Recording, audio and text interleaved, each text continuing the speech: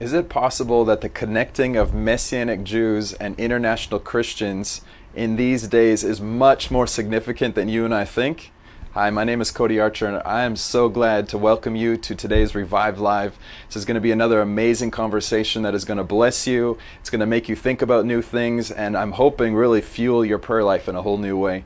Today I have with me Grant Berry. Grant, it's so great to have you here in the studio with me today. Great to be here, Cody. You had a long trip from Eilat this morning to be here today, so I'm glad that you made that trip. Thank you. But before we jump in and introduce you and we get into our subject today, I wanted to remind you that here at Revive Israel, we have a lot of different types of content, not just through our weekly email update, but we have content on Instagram and on Facebook and YouTube and SoundCloud and iTunes, and we have a whole barrage of different types of content that is meant to bless you, strengthen you, enrichen you. And really, we want to be preparing the nations to stand with Yeshua in the events of the end times. And so this content is meant to bless you and strengthen you and help you be clear about where we need to be standing in partnership with Yeshua in these days. So go and check out those different places. Like I said, through audio, video messages, they'll all bless you and enrich you. Well, my guest today, Grant, is a Jewish believer, and you're actually Jewish from both sides. Correct. Born and raised in the UK. London, England. London, England, and you have a ministry in the United States. In the United States. And you're an author, you're an international speaker, and really it's great that you're here, and I'm so excited actually to get to know you more. Yes, and you too, So Cody. for our friends that don't know you as well, tell us a little bit more of your story. How has you, as a London-born Jewish man, comes to know the Messiah? I originally went to America for fame, fortune, business. Like really. A lot of Jewish people. Like a lot of Jewish peoples. But I was always, as a younger man and even a child, I always had a seeking in me to want to know God. And as a modern Jew, I started looking in many different places. And a young Christian girl came into my life who had a Jewish grandma from Russia and had really learned how to bring the gospel to Jewish people just through trial and error, through her love for wanting to reach people. And I can honestly say that despite my resistance from the many times I would get together with her, she drew me to jealousy.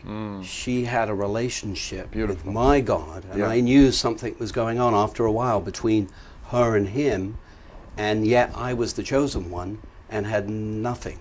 No connection at all, and was honestly seeking to know the truth. Wow. So just to jump in for a second, were you one of the Jews that was raised with kind of a rejection to Jesus no matter what? No matter what. Yeah, I mean, okay, you had that. I think, and I write about this in my first book, and especially in our generation, not so much in your generation, it's a little bit softened in your generation, but in our generation that was closer to World War II, there's this inherent bloodline resistance that you could be anything or anyone, but you can't be a Christian or you can't believe in Jesus. In Jesus, yes. And of course we learned it's not all about being a Christian, but it's about he's really the Jewish Messiah. But months went by when she would share Yeshua with me, and I would resist. But she had learned to she only used Hebrew scriptures, and she, in the process, she built a platform, like a bridge for me, like really the Christianity was Jewish. And after trying to seek God on my own, I actually had Reuven Doran wrote a book called The One New Man many years ago, and he and I had very similar experience. We both went into our rooms for days and weeks, trying to pray and seek a relationship with God, and the prayers hit the ceiling and came right down to the floor. Nothing. And that caused me to break away for a while. But interesting. A number of months later, I happened to express to this lady, that I explained this experience, and she said, well, I've been trying to tell you for 9 months, you can't have the Father without the Son. Wow. So now you're seeking. Why don't you just ask? Yes. What do you have to lose? Yes. And what do we Jews honestly have to lose? Yeah. What do we have to lose by asking our own God if Yeshua is the Mashiach? Yeah. Because he's all over the prophetic books. He's in the Torah, and he's all over the prophetic books. So walking home that night, I particularly felt the void in my heart. And at that moment, I suddenly thought for myself, and Sid Roth wrote about this many years later. In fact, he wrote a book about it, that we Jews need to think for ourselves. Well, that happened to me at that moment. I thought, what if my people were wrong? And then I thought to myself, what do I have to lose? I'm going to talk to the God of Abraham. So I went up to my bedroom and went into kind of this prayer state, because I was in New Age, so it wasn't difficult for me to spiritualize things. And I prayed. She had told me Revelations 3:20, God stands at the door and knocks. Boom. If anyone hears his voice, he will open the door. And so I kind of visualized that, and I prayed, and I said, God of Abraham, I can't remember whether I said Yeshua or Jesus, to be honest, but I said, is Yeshua your son? And at that moment, a wind rushed into the top of my belly. Wow. And I looked at the windows and the floorboards and tried to rationalize Where's this wind coming from? Right, but from that moment on, I believed. I just wasn't about to tell anyone. It was November 1984. Wow. And then several months went by, and some experiences in my business life where I began to suffer some loss. And I encountered the presence of God on February 3rd, 1985, my bedroom floor, like a river. Two dark spirits came out of me. I didn't even know what they were. So he was exercising the New Age clairvoyant stuff that I was Nobody's involved laying in. hands on Didn't you. even You're know. I alone was in on my your room. bedroom floor, and I felt them leave. I love it. And I didn't even know what a demon was. Yeah. And 4 days later, I started speaking in tongues. Wow. On my bedroom floor. And nobody's teaching you this stuff. No. No. I didn't go to a church until couple of months after. So now, that's today, my background. That's amazing. So today, though, you are a prophetic man. You believe in the Holy Spirit. Not just believe, you're flowing with the Holy Spirit. You love the prophetic. You're a man of prayer. You're passionate about reaching the nations with the good news of the kingdom. Did all of that stuff just happen then supernaturally? I was very fortunate. I was discipled by a young pastor in New York who had a Jewish background. And he was a revivalist, and I traveled the country with him, got connected to some major intercessors. James Gore was one of them. He used to come into our little church and pray for New York City. And I would literally sponge these guys by the time I was 3 years. And I was the evangelist for the church. So I was trying to bring the gospel to the east side of New York City, the East Village of New York City, which at that time was filled with every demon going. And I quickly learned, you cannot do anything in ministry without prayer. God taught me that principle very early on. Don't even bother unless you prayed. And you think about it, prayer is like fuel in the tank. It's like the money in the bank that provides the sustenance. Yet, so many people in ministry are not praying enough for what they do. So thank God I learned that lesson early, Cody. And I started praying for Israel, and led a prayer meeting for 3 years. And during one of those prayer meetings, God spoke to me and gave me this prophetic picture through the birth of my son, that Israel was to be born in the Spirit through the church. I don't have time to go into the whole picture of that. Maybe we could do that another time. It's a very interesting story. But it changed my life, set me on a path. And I had read 150 Christian books up to that point. Lots of study books. And Lord said to me, put them all down. Me, my word, and Holy Spirit. And then he started to deepen this message of reconnection in the family, which at the time, understanding that Israel would come through a reunited one new man, through almost like a fulfillment of Ezekiel 37, 9 through 11, where God tells Ezekiel to call on the winds and call on the breath. I don't think the church is yet ready to make that call, because there has to be a reconnection, a restoration in the family, almost like a remarriage to take place in order to realign the family into God's plan for these days, which have been hidden. Similar if you think about it. The mystery for the Gentiles to come in as co-heirs, Ephesians 3, Yes. was hidden from the Jews. Well, now the mystery, Romans 11 mystery, to restore Israel, has really been hidden from the church age.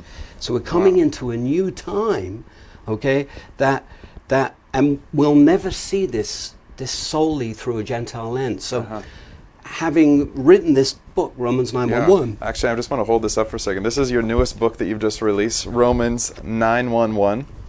Is this connected at all to 9/11 in America? Well, it is supposed. If you look at the other script there, it's time to sound the alarm. Yes. It has a dual message of sounding alarm, but through Romans 9:11, that the family of God would waken and be restored into this John 17 unity, so that the Gentile side of the family can fulfill its role. Yeah. You see, think about it for a moment. God gave life to the nations, right? It was Israel that completed. It was a new type of Israel, the disciples and those that believed, but they fulfilled Israel's call to be a light to the nations, right? Yeah. So Israel brought out Yeshua, right? John 17:20. Now I'm going to pray for those that will believe in their message. Well, wait a minute, Yeshua is our message, right? But he gave them the message to take out so the children from the nations could be grafted in. And that church family changed the world. It had the power and the glory of God upon it, right, Cody? So, but 200 or 300 years later, as the Gentile side of the family begins to evolve, teachings were developed that began to break the family up away from its Jewish roots and heritage. And what happened to the church when that happened? It went into a darkness, a dark ages, and it was stripped of a great deal of its power. And it wasn't until the 15th, 16th century that the Lord started to restore the church. Well, that restoration, in my mind, wasn't totally complete when the Protestant movement started. But the Lord has restored his family in stages. Yeah. And this Israel peace, which we wear around our neck, the reconnection key, is the peace that the children from the nations have to reconnect to and take the key and put it in the door to unlock the end time revival. Wow. End time awakening. So all of that is in the book. Wow, that's amazing. And a whole lot more. So then I want to ask you a question then. Let's be a little bit more on the extreme side. What I'm hearing from you is if this Gentile-Jewish connection doesn't happen, this is actually how can I even say it? It's like Yeshua's return is connected to this. If this connection doesn't happen, Yeshua doesn't return. Would you go as far as to say that? There is no replacement. There is no replacement for this restoration theology, this restoration in the family. And what's most important is it's not just about Jewish roots. It's not just about blowing shofars and celebrating feast. All those are wonderful, don't get me wrong.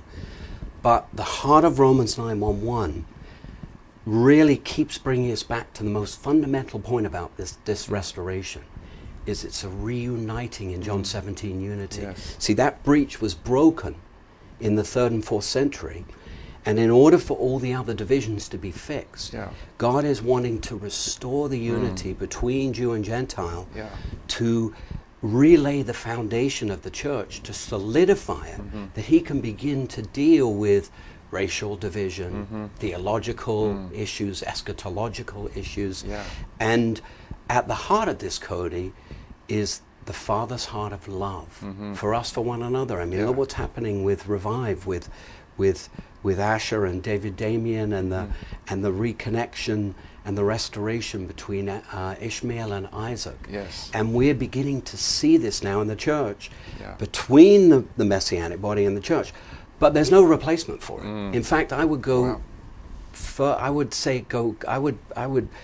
say one additional point on this, that there's like a bridge, and I would call that bridge Restoration Bridge. And it's, you may not remember this, but Billy Graham had this amazing track out in the 70s called Four Spiritual Laws. And there was a cliff on one side, right? And there was a cliff on the other side. And of course the bridge was Yeshua. Yes. Well, you could almost replace that image with the restoration, the reconnection, the alignment, the synergy, the cooperation and the activation that has got to take place is the road back to Jerusalem for the family of God. Yeah. And additionally, like I said before, I don't think that cry, that supplication can come up until we've reunited intimately in love for one another. That's why we mustn't miss. And not to say we shouldn't focus on Jewish roots and we shouldn't focus on these things. Yes. But it's the love we have for one another is the most powerful part of the connection. So now you're laying in your bed at night, you know, this stuff is just the Lord's deposit in you. You're closing your eyes, imagining what this looks like practically. Jewish believers, Christians coming together in love and unity. It's great to talk about those things. What does that actually look like in your mind on a practical level, and have you experienced some of this? Some of it, I'm actually involved with the church where we're moving in this direction. And in chapter 5, in part 2 of the book, chapter 5 and 6, we talk about putting a face on what this restoration and alignment may look like as we move into it. But as I said, the book is more focused from church and the nations rather than remnant and Arab, as you would have in the land. Here in Israel, It's more of like the church and the nation. So chapter 5 deals with all of those issues, and it makes suggestions of how church bodies and Jewish bodies can begin to work together. And then chapter 6 is the only chapter in the book where the Lord allowed me to get poetic, and it's about the olive tree, and it paints a picture of the family of God from Abraham all the way through to what we call now Abba's olive tree. And it describes what the tree actually looked like as it went through the different stages. A beautiful chapter in the book. So good. Well, we're almost out of time today, Grant. I wanted to take a second to encourage our friends to grab this book. I love that you're coming at a perspective from the nations towards us, in a sense, where Asher and some of these other leaders that are writing books, it's from Israel out, and I think that your perspective is super helpful and needed. We can't just have it one. There's multiple ways to look at this topic of the one new man, and so I believe this is super valid. It's the Lord that's birthed this thing, and so friends, I want to encourage you, go and get this book. Where can people find this book, Grant, first of all? Amazon. They can get it on our website. What's your website? Reconnectingministries.org. Reconnectingministries.org. Great. And they can also find out a host of other information about how to step into what we call the reconnection. We really see the restoration and the reconnection a little bit before the alignment. You see, in the diaspora, this equation is like foreign. Well, what do you mean? There's no Jew Gentile anymore.